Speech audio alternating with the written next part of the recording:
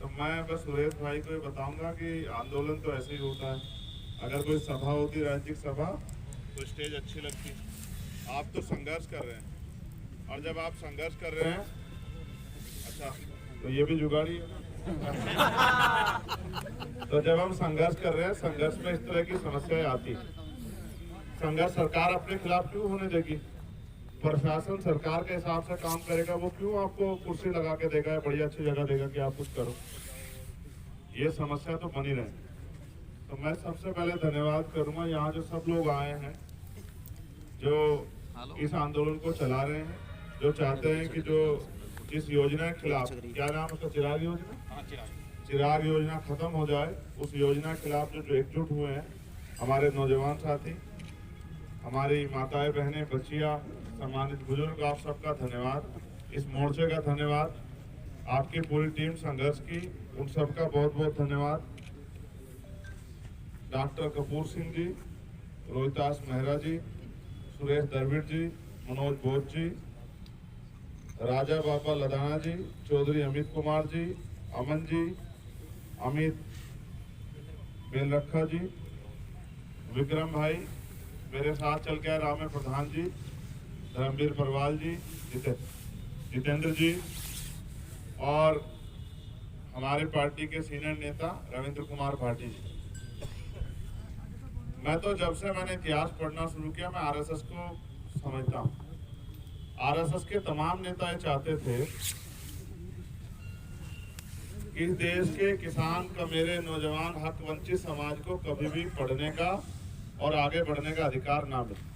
जब पढ़ाई का अधिकार मिल रहा था, वोट का अधिकार मिल रहा था, वो तब भी विरोध कर रहे थे। ये तो भला हो जो महापुरुष हमारे यहाँ जन्मे हैं, इन वंचित तबकों में बाबा साहब अम्बेडकर, सर छोटू राम, ज्योतिबा फूले, सावित्रीबाई फूले, साहू जी महाराज, ईवी पेरियर रामास्वामी नायकर, प्यारेलाल यादव, बाबू जगदेव प्रसाद कुशवाहा, जननायक कर्पूरी ठाकुर, मान्यवर काशीराम साहब जैसे लोगों का भला हो, महापुरुषों का, कि उन्होंने अपने जीवन की परवाह नहीं की, लोगों को जगाने का काम किया। हरियाणा भी एक जागा हुआ प्रदेश है, और जागा हुआ प्रदेश है तभी तो आप आंदोलन चला रहे हो। सरकार तो देखो, जहां तक मैं समझता हूँ, किसान दूसरों का पेट भरता है, मजदूर भी दूसरों का पेट भरता है, उसका नंबर बाद में आता है। लेकिन जो थोड़े बहुत अधिकार उनको मिले हैं, उनको लूटने के लिए सरकार प्रयास कर रही है। अब जैसे चिराग योजना, मैं इसको चिराग योजना नहीं कहूंगा, ये जो शोषितों के घरों में जो चिराग जलने वाले हैं ना, पढ़ लिख के जो लोग बच्चे आगे बढ़ेंगे, नौकरी करेंगे, डॉक्टर, इंजीनियर, आईएएस, आईपीएस बनेंगे, उनको रोकने का एक रास्ता है। तो ये चिराग योजना नहीं, आपके घरों के चिराग बुझाने की योजना है। और आप जागे हुए लोगों, ऐसा ही महाराष्ट्र में लोगों ने किया, सारे सरकारी स्कूलों को प्राइवेट लोगों के हाथ में देने का काम किया। लेकिन वहां हमारी यूनिट ने बहुत आंदोलन किया, आमरण अनशन किया, इनके सरकार की अर्थियां निकाली, तब जाके इनको जियो रद्द करना पड़ा। आप यहाँ काम कर रहे हैं, मुझे इस बात की बधाई है। देखो सुरेश भाई को मैं ये बात भी कहता हूँ, अगर आप आंदोलन करने जाओगे तो खीर तो मिलेगी नहीं। आप सरकार के की योजनाओं के, गलत योजना के खिलाफ बोलोगे, अपनी आवाज उठाओगे, ये सरकार तो ऐसी निकम्मी सरकार है, जो भी इनके खिलाफ खड़ा होता है, चाहे वो सेंटर में या स्टेट में जहाँ आए हो, ये उसी आवाज को कुचलने का काम करते हैं, लाठियां चलाते हैं, झूठे मुकदमे करते हैं, डराने का, दबाने का, तमाम तरह के षड्यंत्र करते हैं। ये सब कुछ करते हैं कि लोग भय खा जाएं। जो नेता तैयार हुए हैं, किसी के खिलाफ सीबीआई लगाते हैं, ईडी लगाते हैं, इनकम टैक्स लगाते हैं, एनआईए लगाते हैं, मेरे जैसे लोग जो इनसे नहीं डरते उन पर गोलियां चलवाते हैं। आज हालात ये है कि कोई इनके सामने मुखरता से खड़ा होता है तो अगले दिन ये नहीं पता कि वो अगले दिन का सूरज देखेगा नहीं देखेगा। मैं तो आपकी हिम्मत की दाद देता हूँ कि आप लड़ भी रहे हो, आपके खिलाफ इन्होंने झूठे मुकदमे लगाए, इन झूठे मुकदमों से डरो मत। ये तो लोकतंत्र है, आदमी इतना शक्तिशाली हो जाता है कि मुकदमे लगाने वाले हाथों को जो है सजा देने का काम कर देता है। इस लोकतंत्र को जिस दिन किसान का, मेरा नौजवान, महिलाएं, बुजुर्ग सब लोग समझ जाएंगे ना और एकजुट होकर काम करेंगे, तो जो लोग आज सत्ता में बैठ के दमन कर रहे हैं, वो दमन करने वाले सत्ता में बैठेंगे ही नहीं। और उसके लिए हमें लोगों को जागरूक होना पड़ेगा। ये जो आंदोलन चल रहा है, ये लोगों की भलाई के लिए, लेकिन लोग क्या जागरूक हो पा रहे हैं? आप देखो, अगर लोग जागरूक होते तो वही होता आंदोलन जहां आप कर रहे थे। और ये मुझसे नहीं डरते हैं, ये संविधान से डरते हैं, और क्योंकि हम संविधान के हिसाब से काम करते हैं इसलिए हमारे खिलाफ नहीं जाते हैं। मैं तो आपसे ये कहूंगा, आप एक तारीख तय कर लो और आंदोलन करो, कहाँ, जहाँ यहाँ जिलाधिकारी बैठते हैं उनके दफ्तर पे ताला लगा के, और जब तक आपका मुकदमा वापस नहीं होगा, ये योजना वापस नहीं होगी। देखो, हम रोज रोज आंदोलन तो करते नहीं, हम तो एक दिन आंदोलन करते हैं तय करके, लेकिन वो आंदोलन पूरी जान लगा करते हैं। ऐसा ही हमने CNPR NRC में किया, ऐसा ही हमने जब दिल्ली में सतगुरु रविदास जी गुरु घर तोड़ देगा तब किया। हम 96 लोग जेल चले गए, खूब लाठियां पड़ी, मगर हमने हिम्मत नहीं हारी। फिर इनको सरकार को झुकना पड़ा, सुप्रीम कोर्ट को झुकना पड़ा। मैं तो जानता हूँ ये कुछ लोग तो बातों से मान जाते हैं, कुछ लातों से मानते हैं, और कुछ जूते बांध से मानते हैं, और जूते भी भिगा भिगा के मानने पड़े तब जाके मानते हैं। तो ये ऐसे नहीं मानेंगे। आप इनके सामने मौके पर डटे रहोगे तो ये कुछ ना कुछ षड्यंत्र करते रहेंगे, आपके लोगों को तोड़ेंगे और डराने दबाने काम करेंगे। आप इनसे घबराओ मत, लोग आपके साथ। वो जो तो एक बार हमारे यहाँ सीनियर टीचर हैं, उन्होंने मुझसे कहा कि सुरेश द्रविड़ वहाँ लड़ रहे हैं, आपको जाके उनकी मदद करनी। जबकि आज मेरे कार्यक्रम कहीं और लगे थे। मैंने उनसे कहा जब कोई लड़ रहा है तो मेरी जिम्मेदारी है कि हम उसकी मदद करें। तो मैं यहाँ आपको ये विश्वास दिलाने के लिए, आप तारीख तय कर लो और हमारी स्टेट लीडरशिप से हम कहेंगे कि वो बात कर लें, और आंदोलन ऐसा होगा कि सबको याद रखा जाएगा। और हम भी तो हरियाणा में आना चाहते हैं ना, हरियाणा मेहनत करना चाहते हैं। उसी दिन पूरे हरियाणा के बच्चे को पता लग जाएगा कि आंदोलन हो रहा है।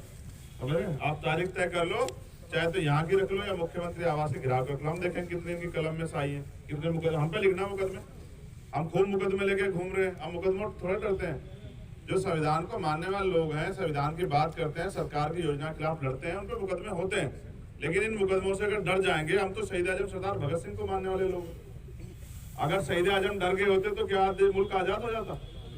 तो आप समझो कि हर अधिकार के खिलाफ इन्होंने लड़ाई लड़ी है। और इनकी पूरी योजना ये है कि जो सरकारी सिस्टम में आप गरीब किसान कमजोर के बेटे आगे बढ़ रहे हैं, चाहे वो आरक्षण हो, चाहे वो सरकारी नौकरी हो, चाहे वो सरकारी स्कूल, सबको ये खत्म करना चाहते हैं। ये संघी शुरू से ये करते आए। इन संघियों का इलाज तभी होगा जब इनसे राजनीतिक शक्ति में छीन ले और हम अपने लोगों को जागरूक करके भाईचारा बनाएं। और जब 85% कमजोर वर्ग के लोग एकजुट हो जाएंगे, तब जाके ये सत्ता से बेदखल होंगे और आप लोगों के हाथ में ताकत आएगी। वरना आप ये सोचो, कोरोना काल के बाद हमारे साथी वक्ता कर रहे थे, कोरोना काल में लोगों की आमदनी घट रही थी, लोगों पे रोजगार नहीं थे, लेकिन एक इनके धन्ना सेठ पूंजीपति जो साथी है, उनकी आमदनी बढ़ रही थी। वहीं कोरोना काल में, आप ये भी मेरी बात को याद करो, उसी कोरोना काल में चुनाव हो रहे थे, लेकिन स्कूल नहीं खुल रहे थे। आपके यहाँ स्कूल बंद रहे नहीं रहे? नहीं खुले ना, और चुनाव चल रहे थे। प्राइम मिनिस्टर की बड़ी बड़ी रैली हो रही थी, मुख्यमंत्री जी की और सबकी हो रही थी, लेकिन स्कूल नहीं खुलने चाहिए। क्योंकि जब पढ़ेगा आदमी तो पढ़ के ज्ञान हासिल करेगा तो सवाल करेगा, अपने अधिकारों को जानेगा तो अपनी बात रखेगा। वो इनको चुभती है, ये सामना नहीं कर सकते। ये सरकारी तंत्र का दुरुपयोग करते हैं, झूठे मुकदमे लगा के, गोली चलवा के, गुंडों को संरक्षण देके। जनता बहुत बलशाली है, ये लोकतंत्र है, आपके हाथ में ताकत है। आप चाहो तो किसी कुर्सी बिठा दो और आप चाहो तो खींच के किसी को कुर्सी से जमीन पे गिरा दो, विधानसभा में न घुसने दो। हमने राजस्थान में कई ऐसे उद्दंडी थे जो कमजोर वर्ग के लोगों को अधिकारी कर्मचारी परेशान कर रहे थे। हमने सबका इलाज कर दिया, सबको घर बिठा दिया। इस बार किसी को नहीं जान दिया विधानसभा में। ये लोकतंत्र है, इस लोकतंत्र की शक्ति को आपको समझना पड़ेगा। आज भी पुलिस है, एडमिनिस्ट्रेशन है, आर्मी है, सारी एजेंसियां, फिर भी बहन बेटियों की रेप हत्याएं होती हैं, फिर भी लोगों की जमीन पे ताकतवर लोग कब्जा करते हैं, फिर भी किसान को फसल के दाम नहीं मिल रहे हैं, फिर भी आंदोलन करने पड़ते हैं, मजदूर को न्यूनतम वेतन नहीं मिल रहा है, फिर भी गरीबों के बच्चे आगे नहीं बढ़ पाते। ये सारा जो है षड्यंत्र है, और उसका एकमात्र मकसद ये है कि आप अपने पैरों पर ना खड़े हो जाओ। आज नहीं तो कल वो दिन, गुलामी का दिन दूर नहीं है।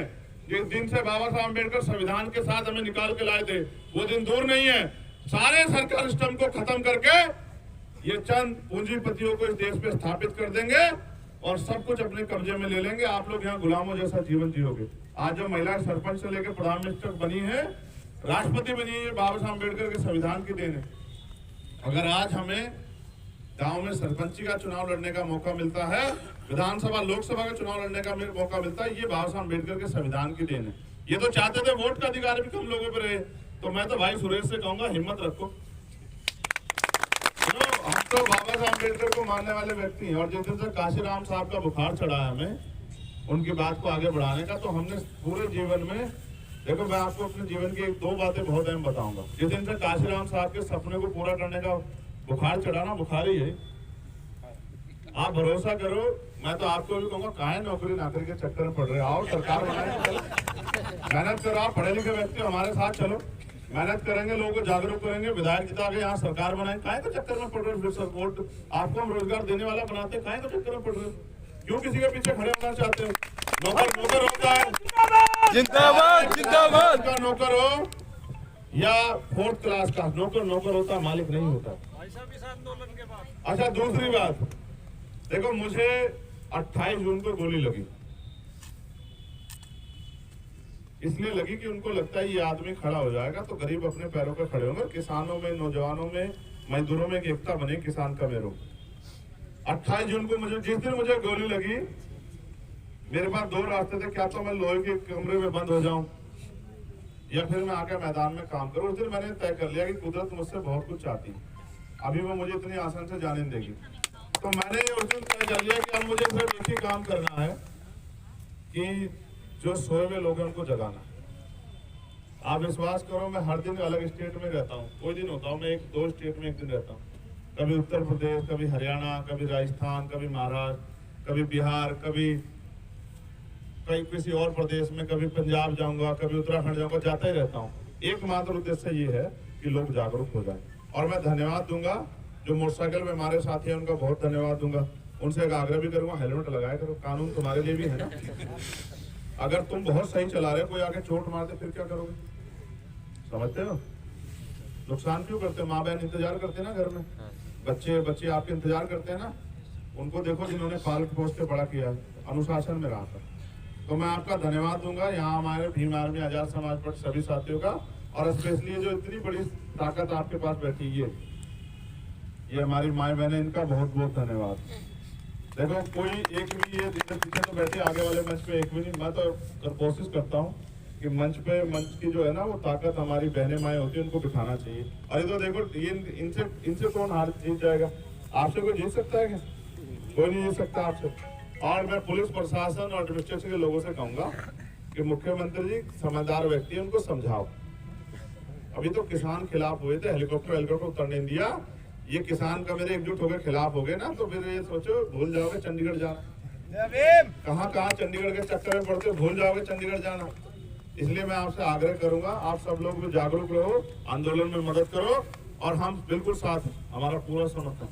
आप तारीख तय कर लो, चाहे मुख्यमंत्री आवास गिराव की, चाहे मुख्यमंत्री ऑफिस गिराव की, चाहे आप जो है यहाँ जिला अधिकारी कार्यालय गिराव की, लेकिन गिराव ऐसा होना चाहिए कि ऐतिहासिक सबको याद रहे, परमानेंट होता आंदोलन, जैसे आप चला रहे हो ना बस, मगर वो हो भाई, जिससे प्रशासन को पता लगे कि भाई कुछ हो रहा है। तो यहाँ आए सभी साथियों का धन्यवाद। मुझे कार्यक्रम में आगे भी जाना है, लेकिन मैं फिर कह दूं, गलती से भी प्रशासन और पुलिस इनकी संख्या को देख के लाठी का प्रयोग ना करे, इनको डराने धमकाने प्रयोग ना करे, इसके परिणाम बहुत भयानक हो सकते हैं। ये यहाँ का प्रशासन और पुलिस याद रखें।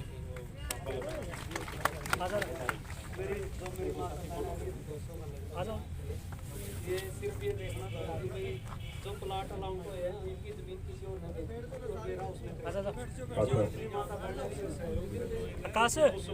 कासू एक फोटो ले। ठीक, आप लोग यहाँ से बैठो, बैठ जाओ भाई, बैठो भाई, लाइए तस्वीर दो पहले, एक फोटो लीजिए मेरी है। हाँ इसकी हाँ जल्दी ले ले। चलो तुम एक मिनट अपनी बात रख लो, फिर मैं निकल जाऊंगा।